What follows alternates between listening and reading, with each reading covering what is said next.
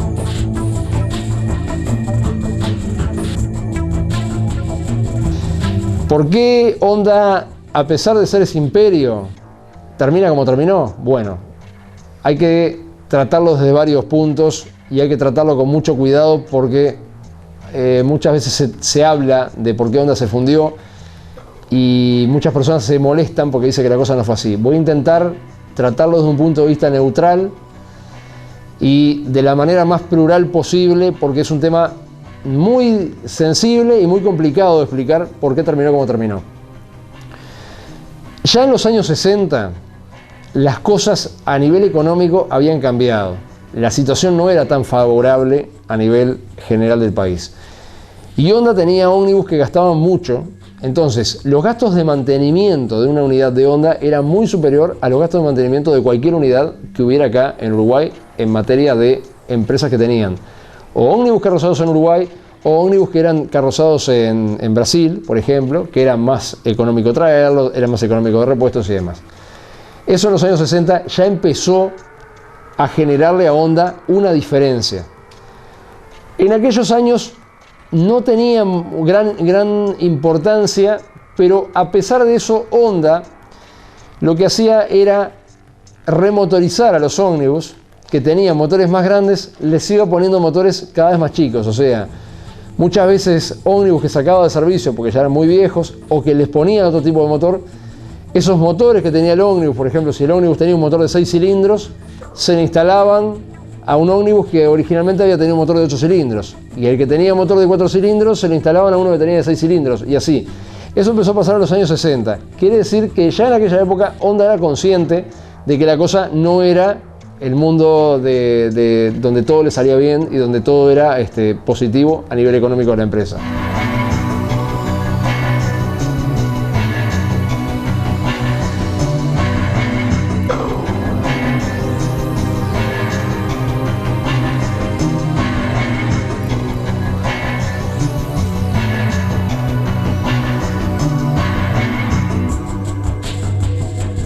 Honda tenía una estructura jerárquica muy grande, que esto es muy discutido. Hay gente que dice que era lo que Honda necesitaba para lo que era el tamaño de la empresa.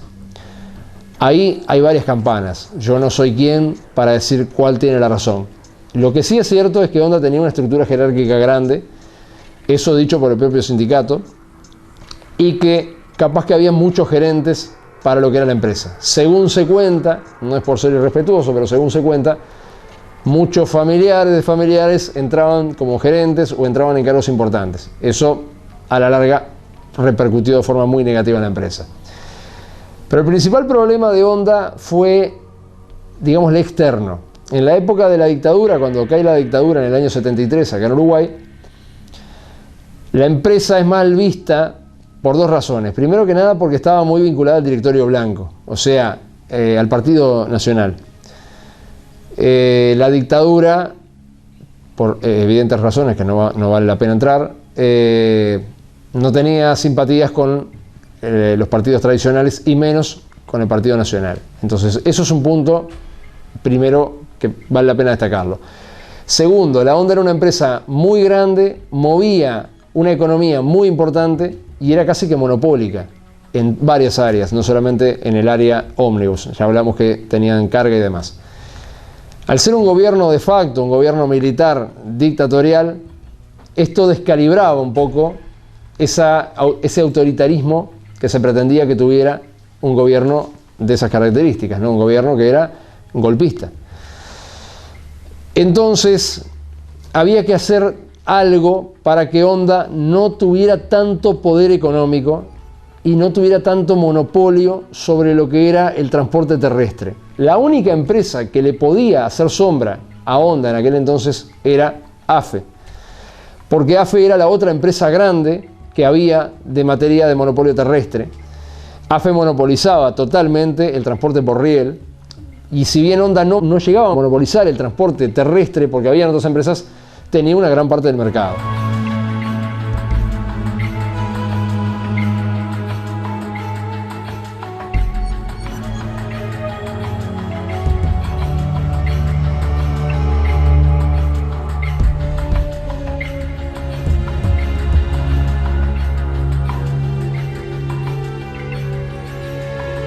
Eso fue desde el principio de la dictadura un problema que molestaba mucho al gobierno y se buscaron medidas para contrarrestar ese efecto.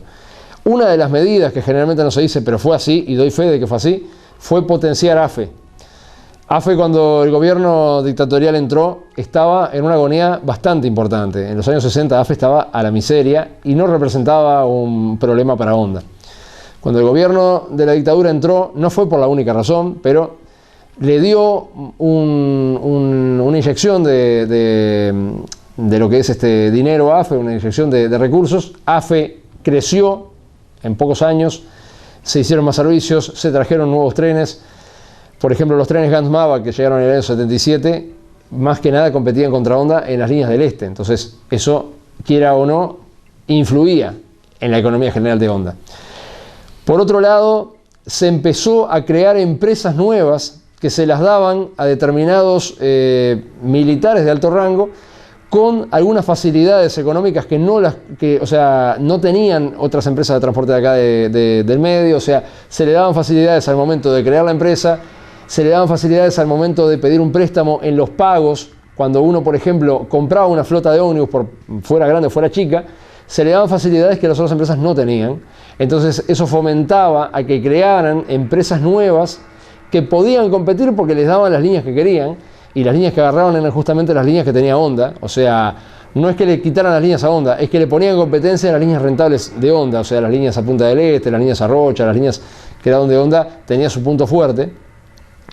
Entonces ahí Honda pasó de ser cuasi un monopolio a ser una empresa que tenía competencia fuerte de parte de la empresa de ferrocarriles del Estado y de parte de nuevos participantes.